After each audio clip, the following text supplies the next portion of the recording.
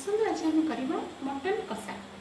Mutton कषा सब सोरिष तेल मैंने कली बहुत स्वाद लगे।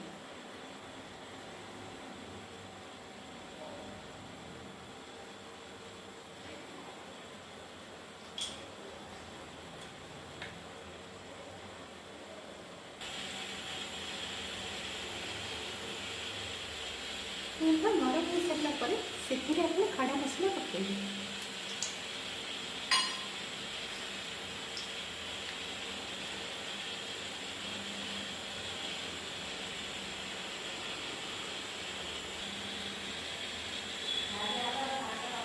पकेबा आम पिज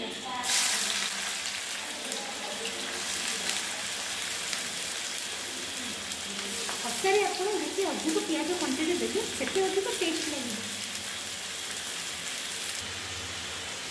स्वाद अनुसार आम लुण पकेबा हलदी गुंड पिज को आप से समय कषिले जिते पिज पूरा अधा हो जाए। तापर आम पकेबा अदा रसुण दरदरा पेस्ट।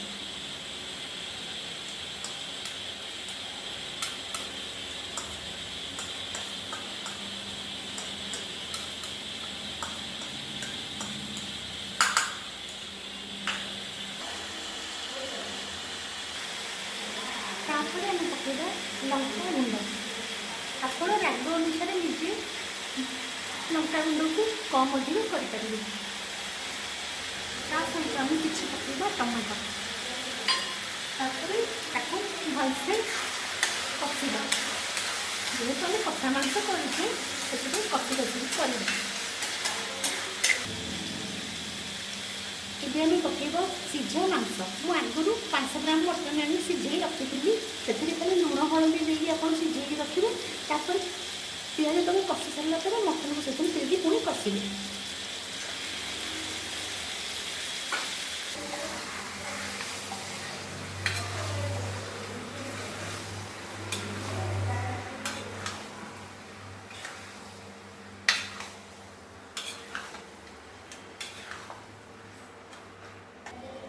तापर आम पकेबा घर तैयारी मसला गुंड।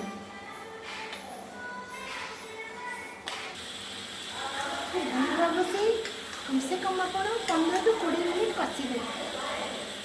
कषिला बेले आप कि पानी देले सी सीझापी बहुत सुंदर लगे। एबे आमर तैयारी हो जाए मटन कषा।